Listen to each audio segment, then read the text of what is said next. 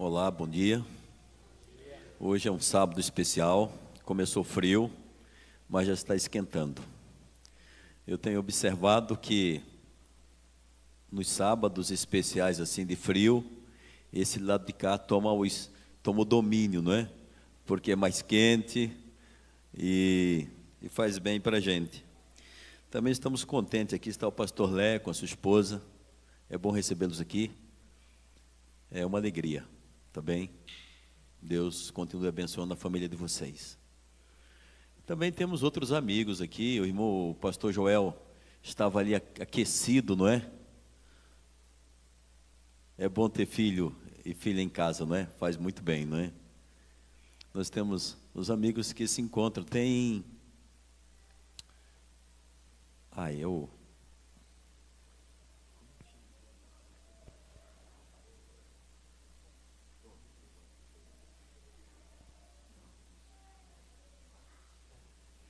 também tem, já me falaram que está o Marcos ali com a esposa, né? Marcos congregou aqui no passado, não foi? Não, com a esposa não? O Marcos já congregou aqui no passado? Ah, ok. Como? Ah, está sozinho, né? Hoje a esposa está nas mangueiras. Ah, ok. É membro das mangueiras, mas sempre está com a gente aqui. Fica feliz de tê-la aqui. Ok. Eu fui perguntando, eu vou me acostumando. Gente, eu também queria compartilhar com vocês que no próximo dia, não é, Moisés? E Eduardo ali, vocês conhecem a dupla Moisés e Eduardo, a dupla assim, ó, parceiro, um está sempre cuidando do outro, não é? É bom ter vocês aqui, viu?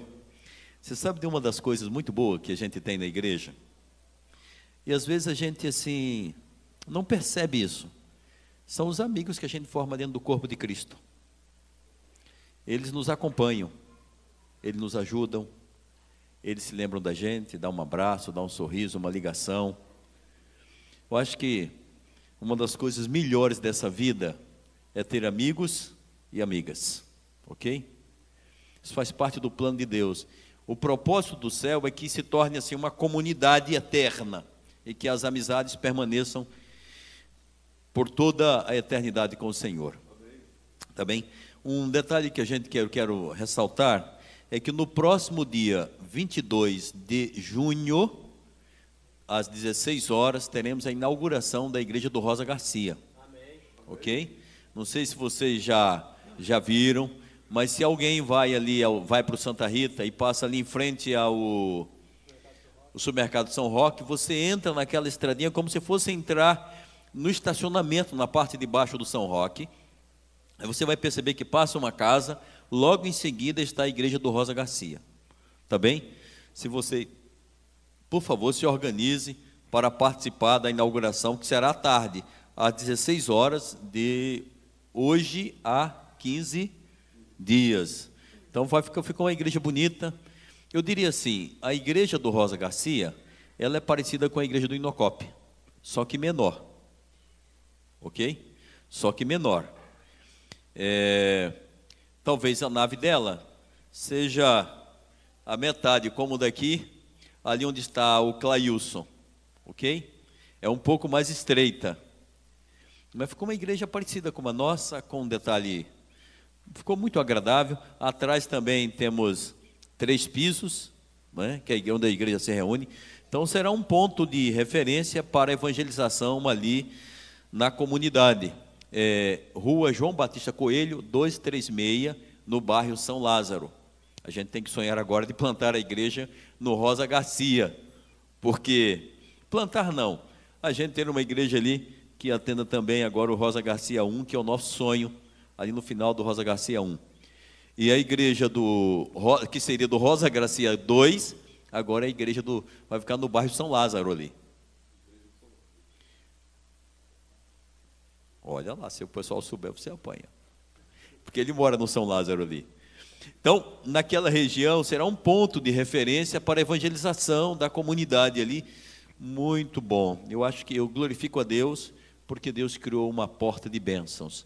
Eu estava na última... Foi ontem cedo, eu e a minha esposa passamos lá para ver alguns detalhes. para a inauguração, a gente estava olhando ali, e passou uma senhora à porta e nos abordou e disse: o que vai ser aqui? A gente falou que era uma igreja. E a senhora perguntou: e quando vai inaugurar essa igreja? Aí a gente falou que era a data e o horário. Ela disse: eu virei com os meus filhos para participar da inauguração. Então Deus está operando maravilhas para o avanço do seu reino. E Ele vai sempre usar a sua igreja. É incrível isso no plano de Deus. Deus poderia expandir o reino de outros modos, mas Ele vai sempre usar a igreja, não porque Ele dependa da igreja, porque Ele escolheu assim, e nós dependemos dEle para cumprir a sua missão. Ok? Deus é soberano no que Ele faz. Deus é poderoso no que Ele faz. A obra é dEle, a missão pertence a Ele, e Ele compartilha conosco, porque Ele nos ama de modo incondicional. Então, Ele quer salvar o mundo por nosso intermédio. E eu não sei se você já pensou sobre isso. Eu às vezes fico imaginando, me ponho a pensar sobre isso. O Deus do universo, onipotente, onisciente, onipresente, quer cumprir a missão através de gente deficiente, complicada, limitada e extremamente fraca, vaidosa, orgulhosa, covarde. Deus opera desse modo aí, a gente se assombra como Deus faz isso. Ok? E eu quero nesse momento a gente dedicar um tempo e orar por a gente, pela palavra e pela missão de Deus, no desafio que Deus impõe a ela, ali na igreja, no bairro São Lázaro, que pega ali Rosa Garcia 2, São Rafael, pessoal que desce, São o quê? São Marino, que é o bairro pensei que era São Lázaro ali, é São Marino, né? Ele fica na divisa, então, logo ali próximo. Então, gente, vamos orar agora um momento, e orar pela cidade de Tatuí, pela salvação das vidas das pessoas aqui em Tatuí. Feche seus olhos e ore você ao Senhor. Senhor, nosso Deus e Pai, obrigado por sua salvação. Obrigado pela sua igreja na cidade de Tatuí. Obrigado pela influência do teu Espírito, que tem aumentado o rebanho do Senhor nesta cidade. E muito obrigado pela construção da igreja do Rosa Garcia, pela missão que está o Senhor impondo àquela igreja, na salvação daquela comunidade. Lhe pedimos que o Senhor derrame o teu divino Espírito Santo sobre aquela igreja, sobre os irmãos que ali estarão congregando, e também sobre aquela comunidade, a comunidade que será atendida basicamente pela igreja do Rosa Garcia. Que o teu Espírito Santo produza vida e salvação na vida daquelas famílias, daquela comunidade ali ao redor da igreja. Também, Pai, como igreja aqui no Inocop e em outros lugares, nós nos colocamos em Tua presença, suplicando que o Senhor derrame sobre nós o Teu Espírito, e que a abertura e a meditação da Tua Palavra nos leve a cumprir a missão que o Senhor nos confiou. Por Tua graça e misericórdia, te oramos em nome de Jesus. Amém. Amém. Abra a sua Bíblia no livro de Atos, capítulo 1. Atos, capítulo 1.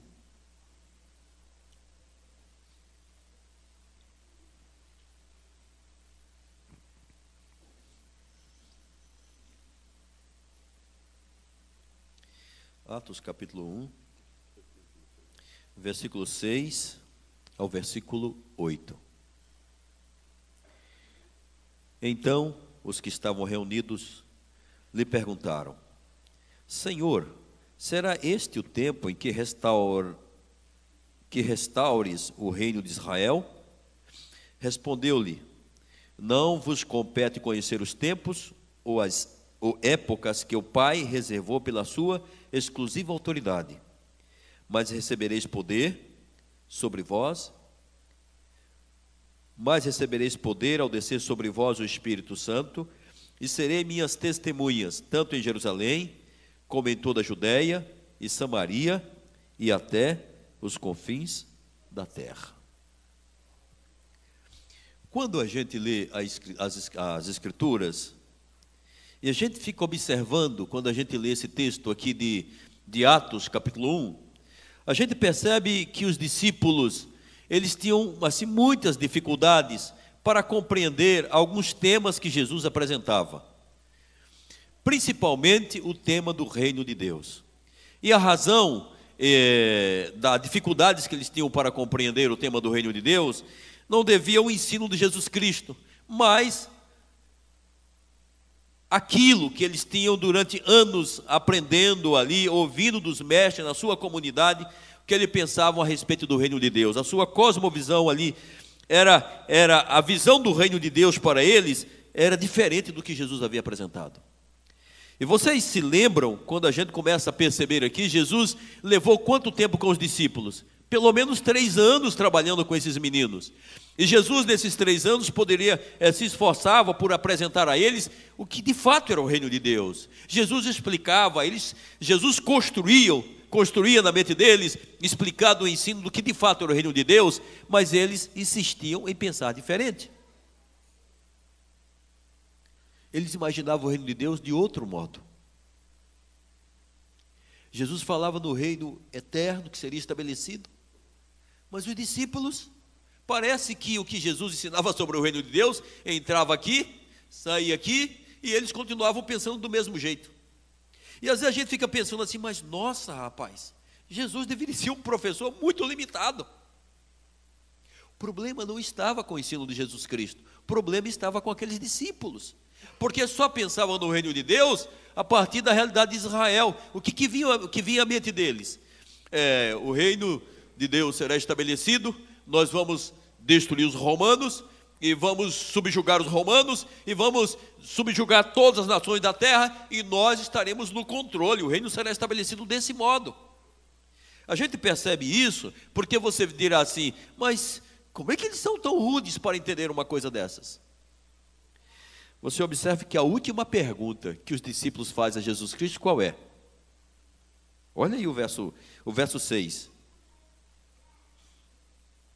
Senhor, será este o tempo em que restaures o reino de Israel? Ou seja, nós vamos ter aquela glória que o reino tinha antes? A resposta de Jesus Cristo, Jesus disse que primeiro, não competia a ele saber quando. Isso era prerrogativa divina.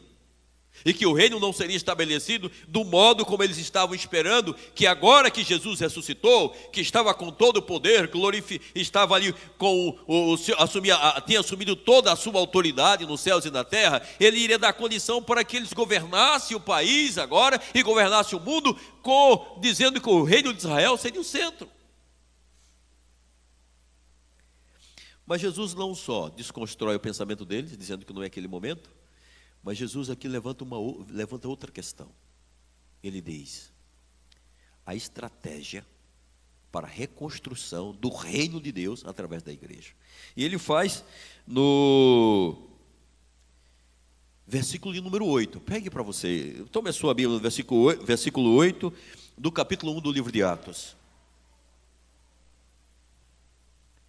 E ele define a estratégia principal para o estabelecimento do reino de Deus.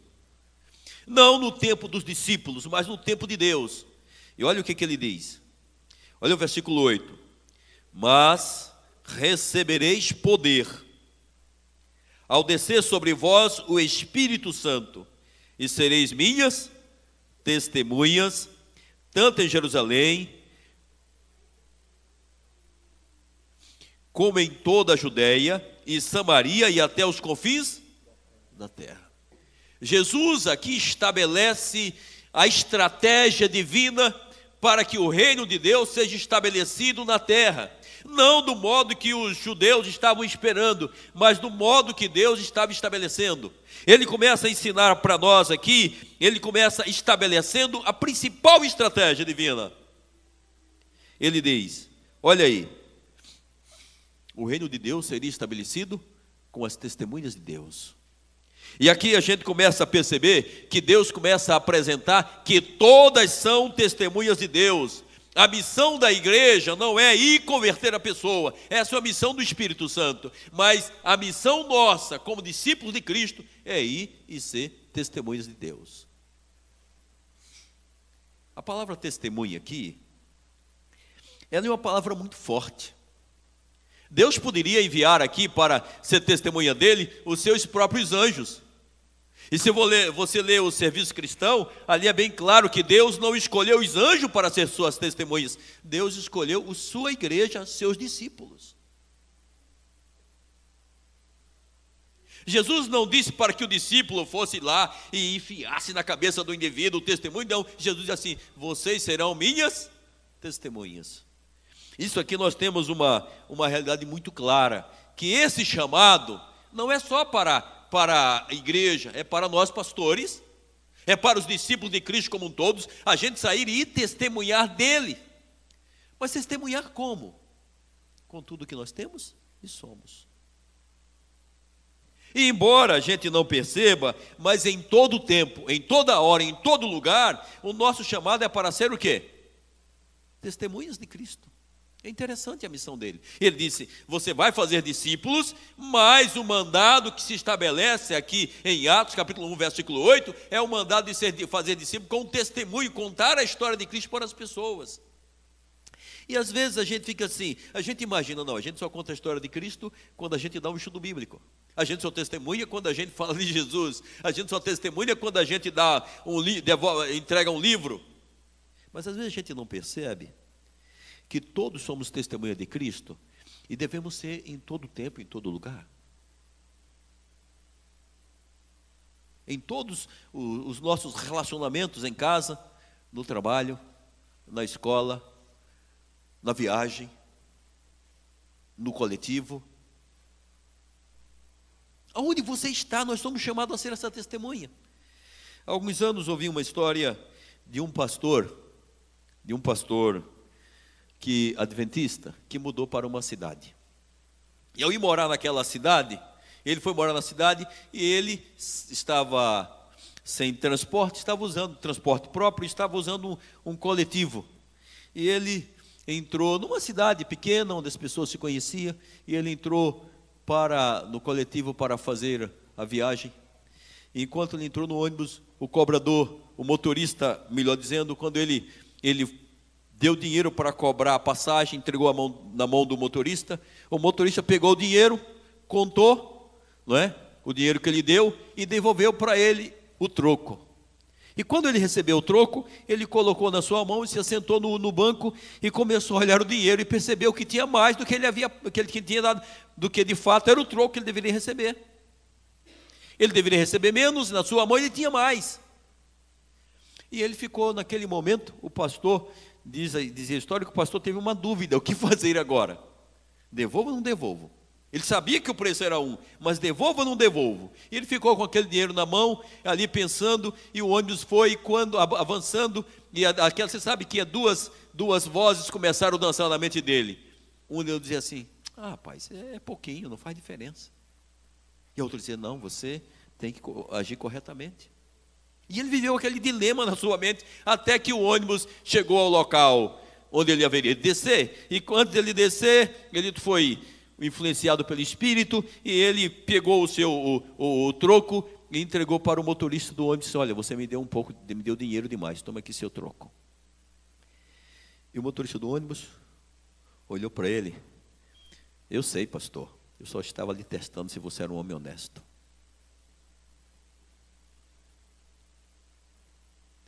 Ele tinha chegado naquela cidade, ele pensou que as pessoas não conheciam que ele era um pastor, e ele tinha ali a oportunidade de testemunhar. Às vezes nós ignoramos o nosso chamado para o testemunho. Às vezes nós pensamos que o chamado para ser testemunha de Cristo envolve só enquanto a gente está, quando eu estou com a Bíblia aberta, compartilhando Jesus com uma pessoa. Nós esquecemos que em todos os nossos relacionamentos, onde quer que estejamos, o nosso chamado é para ser testemunhas. Testemunha de Cristo que compartilha aquilo que Cristo está fazendo em nossa vida, transformação, nos nossos relacionamentos, no nosso ambiente de trabalho. A gente é chamado a testemunhar. Quando Jesus disse à sua igreja: recebereis poder e sereis minhas testemunhas, a gente tem que trazer sempre que eu sou chamado a testemunhar. E esse testemunho, eu vou ponderar, nós temos na nossa cidade aqui, e aqui na nossa igreja, vários colegas, várias pessoas que trabalham aqui, por exemplo, na Casa Publicadora Brasileira. Alguns imaginam que ali não é ambiente para testemunho. Ali eu posso dizer o que eu penso, eu posso agir, trabalhar do modo que eu quero, eu posso me alimentar do modo que eu desejo, mas ali também é um ambiente para o testemunho. A gente pensa que não, mas as pessoas estão olhando o nosso comportamento e avaliando até que ponto eu estou testemunhando por Cristo. O modo como eu falo, como me relaciono, até como trabalho, os meus comentários, é um ambiente que revela tudo para se estou estabelecendo o reino ou não. Aí você dirá assim, mas e se for fora, eu pensei que só testemunhasse fora do ambiente do trabalho cristão, mas nós somos chamados ao testemunho por Cristo, todos nós pastores e cada membro no corpo de Cristo. Às vezes, na escola onde eu estudo, é interessante como é que eu me comporto no ambiente da sala de aula. Como eu me comporto, qual é o meu relacionamento, meu testemunho cristão na vizinhança, no ônibus, aonde é que eu passo? O chamado de Cristo ao testemunho, ele é muito mais amplo do que nós imaginamos. E tem pessoas, irmãos, há pessoas que só conhecerão a Cristo através do nosso testemunho. Deus nos escolheu outra maneira. E o testemunho, às vezes o testemunho que a gente compartilha de Cristo é por etapa. Tem uma vida de uma pessoa que eu compartilho esse pedacinho. Talvez um sorriso, né? Helena White tem um texto que eu acho muito interessante, ela diz assim, se nós fôssemos corteses, bondosos, misericordiosos, nós teríamos 100 conversões, onde temos apenas quantas? Uma. E você fala assim, mas como é que eu posso? Ela chega a usar a expressão assim, às vezes, por um aperto de mão, alguém pode se converter, pode entregar o coração a Cristo ou não. Ela pode perceber se estamos interessados nessa pessoa ou não. Por isso, quando Jesus chama os seus discípulos, e a gente pensa que é um problema só dos discípulos naquela época, às vezes, esse é um problema nosso hoje também.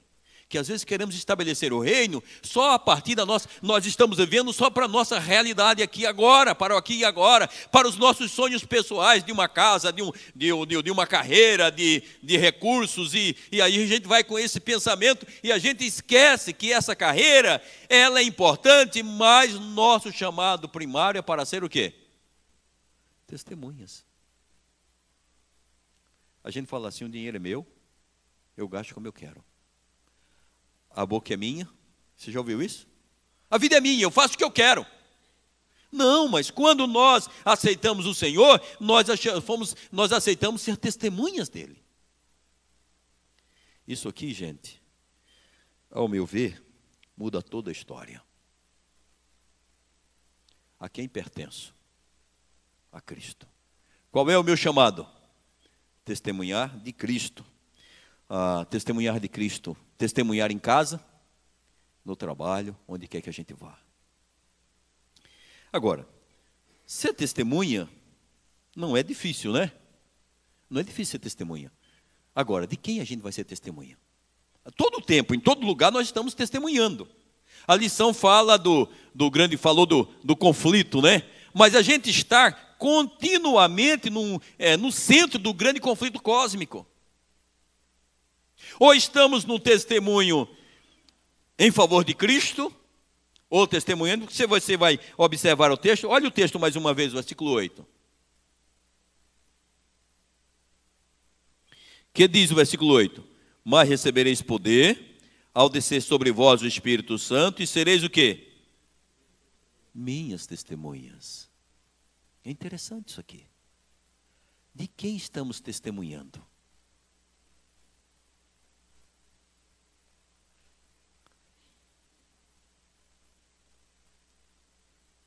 Porque a gente está testemunhando todo o tempo, não é? Hoje na classe dos jovens aqui, a gente estava discutindo até, quando falou vários assuntos, entramos no aspecto das redes sociais, e é surpreendente como a gente testemunha nas redes sociais hoje em dia, mais do que em qualquer outro lugar, não é? Ouvi de uma senhora que me falou aqui que ela começou uma conversa com uma pessoa lá na África. E a pessoa, pelo testemunho dela aqui na rede social, ela compartilhou a Cristo, e lá na África a pessoa informou que foi à igreja, começou a frequentar a igreja, e se tornou membro da igreja, e mandou uma fotografia da pessoa sendo batizada na igreja, a partir de um testemunho pela rede social. Então a gente tem um chamado aqui, em que Jesus Cristo deve ser o centro do nosso testemunho. Se a gente vai ensinar a Bíblia, a gente ensina a Bíblia, mas o colorido da Bíblia tem que ser quem? Cristo. Se a gente vai ensinar uma doutrina, o colorido tem que ser Cristo, através de nossas palavras, pensamentos e ações. Cristo tem que ser o centro do nosso testemunho. Esses dias eu ouvi um testemunho interessante do pastor Arthur Stelli. O pastor Arthur Stelli é vice-presidente da Igreja Adventista no Mundo. E o pastor Stelli, ele nasceu no Cazaquistão, mas é filho de alemão. E ele trabalhava na Rússia. Na Rússia, ele estava contando que a igreja escolheu, a igreja que quando viu o momento da abertura com Gorbachev, a igreja começou agora a querer plantar ali um seminário, viu uma abertura. E eles criaram algumas alternativas para implantar o seminário, ter um seminário adventista lá na Rússia. Mas o governo disse assim, olha, você escolhe aí lá na floresta, um local isolado, para que vocês criem o seu seminário ali. E a igreja, depois de tentar criar o seminário, ela procurou num lugar, pediu autorização, eles diziam que não, e assim com muita dificuldades. E mais tarde, encontraram lá, depois de muita busca, no meio do lixão. Havia um lixo grande, então o governo falou assim, tá bem, nesse lixo aí vocês constroem o seminário de vocês. E Deus abençoou o projeto, a construção. E o seminário ali construiu, aquele lixão, a igreja, Deus através dos recursos da Igreja Mundial, a igreja foi e construiu ali um seminário assim muito bonito, que foi referência. E o país, saíram nos jornais, quer dizer, eles queriam esconder, e os jornais começaram a publicar o que estava acontecendo ali. Olha, igreja transforma lixão num local bonito, especial. E começaram a aparecer as manchetes no jornal, nos jornais, e as pessoas da Rússia agora, naquela Rússia comunista, começavam a caminhar para ir fazer turismo lá no seminário adventista, lá nesse local da Rússia. Então, ele estava contando, e ele estava lá trabalhando na direção do colégio, e ele disse que no seminário, frequentemente chegava gente, às vezes eram ônibus, chegavam a receber 1000 pessoas assim para conhecerem esse seminário, e a faculdade aproveitou a oportunidade para testemunhar de Cristo. E ele disse que um dia estava no seminário, e ele ia saindo para casa. A esposa, ele contou do seguinte modo, disse que a esposa tinha preparado uma refeição, ele estava com muita fome, ligou para ele, uma refeição que ele gostava muito, e quando ele foi saindo, chegou um ônibus, chegou um ônibus no seminário. E quando ele desceu uma pessoa, conversou com ele, e disse assim para ele, olha, nós queremos conhecer o seminário, você pode nos atender? E ele, entre a fome, o desejo de se alimentar e atender aquelas pessoas, ele atendeu. Ele disse, não, vamos atender vocês. Com muito esforço ele se resistiu e ouviu o rapaz falar assim, está aqui conosco o presidente do Partido Comunista. Ele disse que estremeceu por dentro, imaginando o que iria fazer. E quando o chefe do Partido Comunista desceu com ele, e ele começou a apresentar toda todo o seminário, foi mostrando aqui, contando cada detalhe, a riqueza, a beleza do prédio. E ele disse que chegou num espaço em que tinha uma parede, assim, que ele, segundo ele, as paredes tinham mais de 30 centímetros lá. Ele chegou junto a uma parede e ele foi e tocava no botão, e a parede simplesmente dizia, por exemplo, era um salão grande assim, e no meio tinha uma parede na explicação dele. E ele disse que quando as pessoas chegavam no momento, eles apertavam no botão, e aquele salão pequeno se multiplicava, se dobrava no salão grande. Aquilo era o ponto alto da apresentação. E depois de fazer tudo isso, quando ele terminou de apertar o botão, explicando como é que era o prédio, o chefe do Partido Comunista se afastou, se aproximou dele e disse para ele: eu sei de tudo isso, parabéns, está muito bonito, mas o que eu quero saber de você é, quem é Jesus para você? Me conte, eu quero saber o que Jesus significa realmente para você. E ele estava contando que naquele momento ele começou a se desmanchar por dentro, porque ele não sabia o que ia responder. O que vou dizer agora? É o chefe do Partido Comunista. E ele insistiu e disse: me explique, me conte o que realmente é Jesus para você. E naquele momento ele se agarrou em Deus e deu um testemunho. E depois que ele falou para o chefe do Partido Comunista, ele disse assim: eu preciso saber, porque para onde eu vou tenho problemas e eu não tenho soluções. Ou vou atrás de conhecer o Cristo, o seu Cristo, ou eu vou pôr fim na minha vida, porque não tenho ninguém a mais a quem recorrer. Depois que o pastor Stélio contou aquela história, eu fiquei pensando sobre aquilo. Quantas vezes em nossa caminhada e jornada, nós damos testemunho de muitas coisas que a gente está fazendo. Nós contamos para as pessoas das coisas que nós temos, das nossas realizações, mas nós não testemunhamos do Cristo. E as pessoas, embora não nos pareça, elas estão nos perguntando no nosso relacionamento quem realmente é Cristo para você. E talvez aqui, enquanto a gente está lendo a Bíblia, nós somos desafiados a pensar um pouco mais sobre isso. Nos nossos relacionamentos, como eu estou compartilhando Cristo.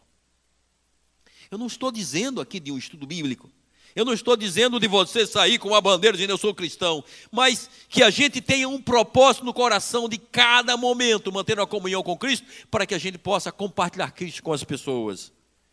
Porque se não fizermos, nós não somos testemunhas dele, nós estamos testemunhando da gente mesmo. E gente, embora não pareça, eu diria assim, um dos campos mais extraordinários para testemunho é o trabalho. Ali você passa pelo menos 40 horas por semana trabalhando, com pessoas que você não conhece. Por exemplo, eu até digo os que trabalham na casa publicadora, às vezes você está esbarrando com alguém ali dentro da publicadora, mas o indivíduo está morto espiritualmente, está procurando olhar para você, um testemunho para ver se você levanta a vida dele.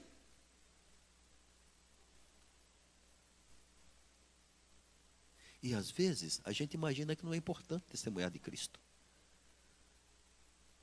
Como é que fazemos isso? Esses dias, há poucos dias, pela primeira vez, disse-me o pastor Aurelino, nós perdemos um colega de ministério, porque se envolveu com aquilo que não deveria. E eu fiquei pensando, nós fizemos, eu não tinha intimidade com essa pessoa, mas fizemos a viagem de 1 hora, juntos. E eu até, de modo rápido, eu falei assim, meu Deus, o que houve que eu perdi nesse momento de uma conversa? Às vezes a gente minimiza muito as oportunidades que Deus nos oferece para compartilhar Jesus com as pessoas. para testemunhar. Não estou falando de dar um estudo bíblico, mas testemunhar Jesus na vida da gente, para a vida do outro.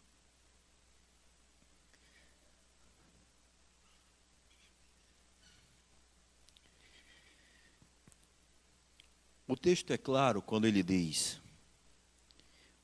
versículo 8, vamos voltar mais uma vez?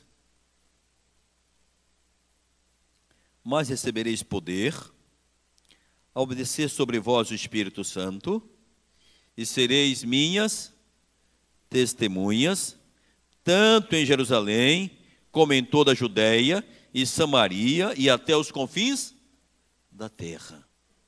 Mas se você observar o início do versículo 8, o versículo diz que nós seremos testemunhas, mas diz que nós seremos testemunhas de Cristo. Mas o versículo diz também que para sermos testemunhas de sucesso, nós precisamos de ter em nós o poder do Espírito Santo. Parece uma coisa assim muito simples que nós estamos conversando esta manhã.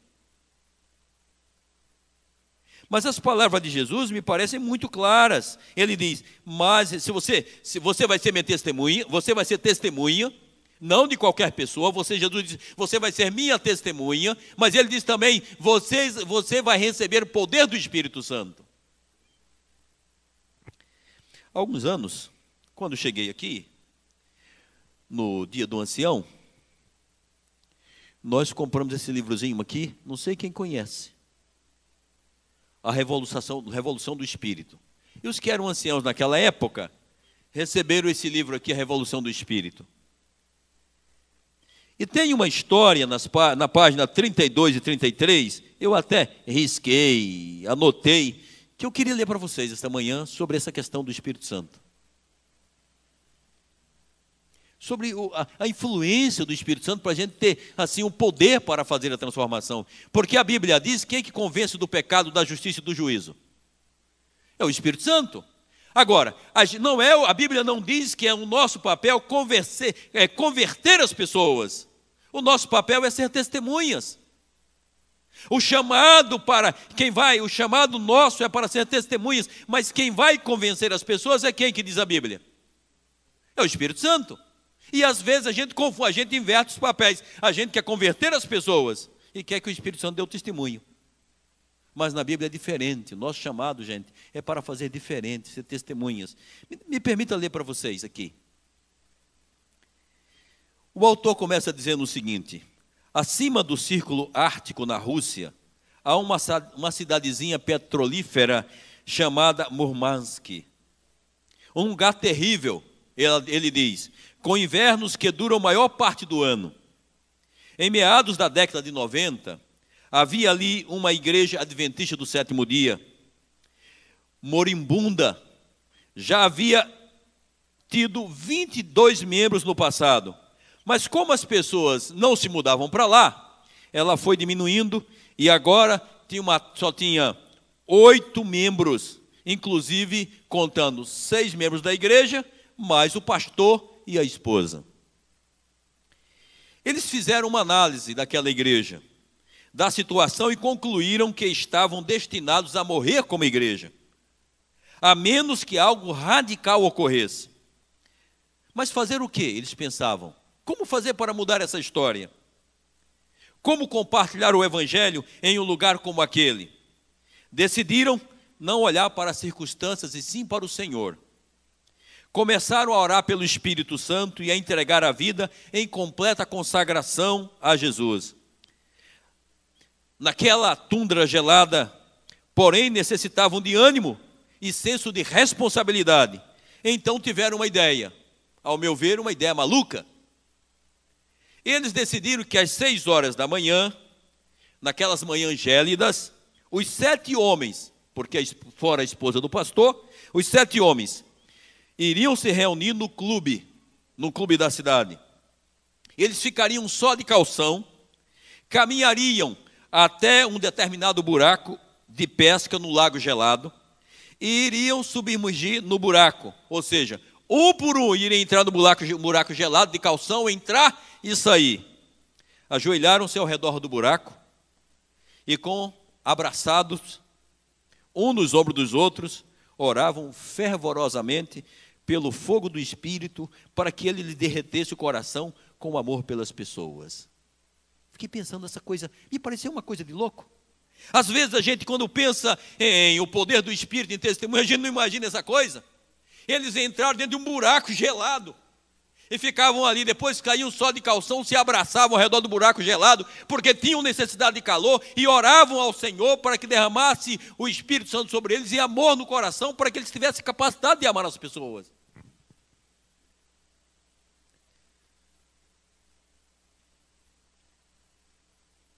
Alguém até diz assim, o autor diz assim: não poderiam se reunir na sala de casa de alguns deles, perto de uma lareira quente? Por que fazer isso num lugar gelado? Mas os homens de Murmansk queriam ser responsáveis diante de Deus. O mergulho diário naquelas águas geladas era o seu compromisso de estarem preparados todos os dias para levar pessoas às águas do batismo, com chuva, neve ou gelo. E não esperariam que chegasse o verão para receber o Espírito de Deus para cumprir a missão. Sua rotina diária era manter uns aos outros responsáveis no serviço do Senhor. E sabe o que aconteceu? O autor relata aqui no livro. Aconteceu tudo, ele diz.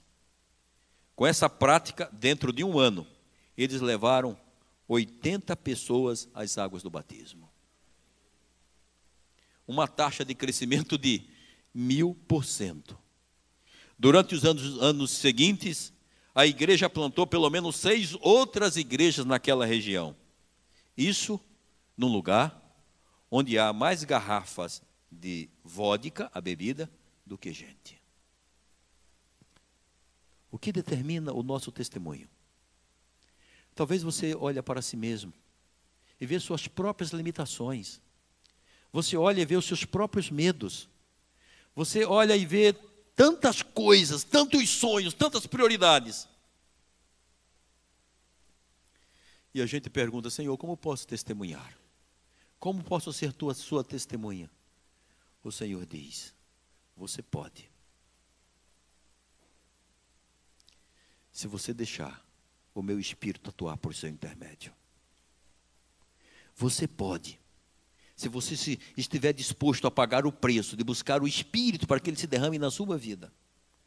Independente de quem você é, onde você mora, quais sejam as suas circunstâncias, quais sejam as suas limitações, qual é a sua competência, independente de tudo isso, pelo Espírito, Deus pode mudar a história da vida do nosso testemunho, assim como trabalhou ativamente naquele pessoal lá naquele fim de mundo. Eu não sei o que você pensa, mas Deus tem um chamado para nós. Não um chamado que envolve uma igreja chamada Inocope. Não um chamado que envolve uma cidade pequena chamada Tatuí. Não um chamado que envolve um estado chamado São Paulo. Não um chamado que envolve um país chamado Brasil. Mas Deus tem um chamado para que a nossa influência, se você viu, a gente leu o texto em Atos 1, verso 8, o nosso chamado envolve todo o mundo. O chamado de Deus é para ser testemunha em Jerusalém, em Samaria, na Judéia e até os confins da terra. E você não sabe quando nem como o seu testemunho o testemunho de Deus através de você, vai alcançar todas as pessoas do mundo.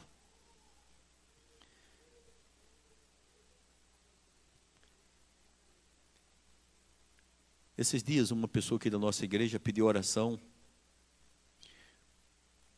por uma filha que está na Albânia. Eu nunca pensei. Eu não sei se vocês, como pais aqui, pastor Joel, vocês estão pensando sobre... Vocês já imaginavam que a influência de vocês chegaria à Albânia? Gente, você não sabe aonde vai a sua influência.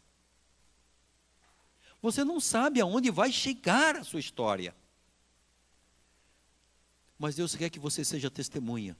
Talvez aqui, ali, acolá, e você não sabe como. Diz: Senhor, como é que eu posso? Talvez se você um sorriso, um abraço. Eu fico imaginando aí, a Cecília mandou uma mensagem: pastor, por favor, ore. Eu fiquei pensando na Albânia. Eu nem sei como é que é a Albânia. Eu tenho que parar um pouquinho para ver um vídeo, dar um histórico da Albânia. Um país com sérios conflitos. A gente não sabe qual é a nossa influência. Mas uma coisa a gente sabe. Deus chamou a gente para ser o quê? Testemunha. Aonde nós vamos testemunhar? Alguns pais não sabem que testemunho em casa. Alguns sabem, o testemunho da gente tem que ser assim, ó. Você já entrou quando você vai a uma piscina, o que acontece quando você sai da piscina e vai caminhando com a água que estava em você? O que acontece? O que acontece? Imagine, você toma um banho, o que acontece quando você sai da piscina? Você vai pingando, vai molhando. Isso aqui é o testemunho. Mas para a gente testemunhar de Cristo, a gente precisa estar em Cristo. O meu apelo esta manhã, pela graça de Deus, é que você assuma o compromisso de ser a testemunha de Deus aonde você está. Aonde você vai. Com seus pensamentos, suas palavras e suas ações. Esses dias eu fui visitar uma senhora que ia ser membro da nossa igreja. E ela estava preocupada com os adornos que ela utiliza. Joias, brincos. E quando eu estava conversando com ela a respeito de Cristo, ela foi contando das mudanças que Deus estava operando na vida dela.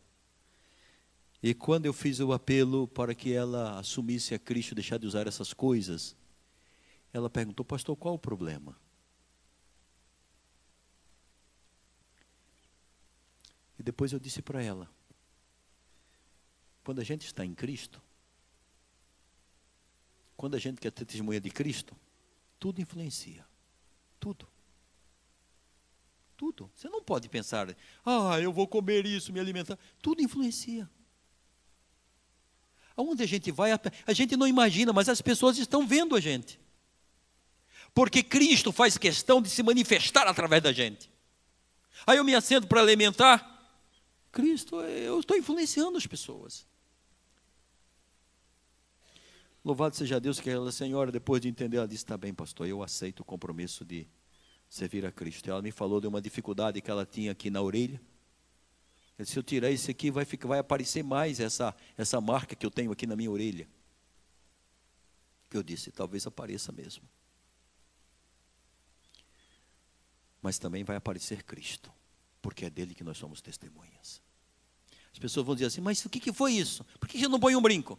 Não, eu usava, mas depois que eu conheci a Cristo, eu resolvi testemunhar de Cristo de modo assim, sendo eu quem sou, do jeito que eu sou.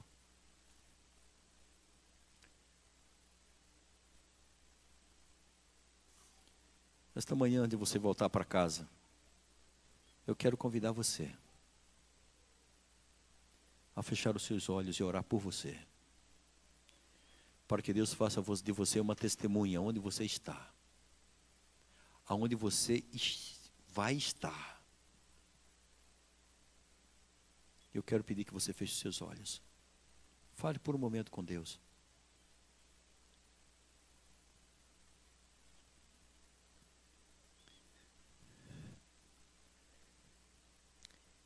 Conte para Ele o desejo do seu coração. Em nome de Jesus. Amém. Sabe de uma coisa? Só para você lembrar, o livro de Atos, esse livro de Atos que está na Bíblia, a gente sabe que é um livro incompleto. Sabe por quê? Porque ali você tem vários testemunhos do apóstolo São Paulo, já percebeu? Pedro, dos discípulos. Por que ele é incompleto? A gente é dito que esse livro será concluído lá no céu. Mas como é que ele vai ser concluído no céu? Deus, na sua onisciência, vai incluir o seu testemunho. O seu. Vai entrar nesse livro de Atos que lá no céu, que está sendo escrito pelos anjos, né? Do seu testemunho. do testemunho da gente, do testemunho do povo de Deus, depois de Paulo. Que Deus nos abençoe e que Deus nos mantenha firmes na missão de testemunhar a outras pessoas do imenso amor de Cristo. Posso dizer mais uma coisa? No livro de Atos, você tem assim, pelo menos 45 verbos que falam do modo que você pode evangelizar, pregar o evangelho, 40 maneiras diferentes. Eu diria assim, isso é como se Jesus estivesse dizendo assim, ó, eu vou usar você de modo mais diferente que você já imaginou. Ele é infinito. Cheio do Espírito, Ele vai usar você. Cheio do Espírito, Ele vai usar você. Cheio do Espírito, Ele vai usar você e a mim para testemunhar dele para todas as famílias da terra.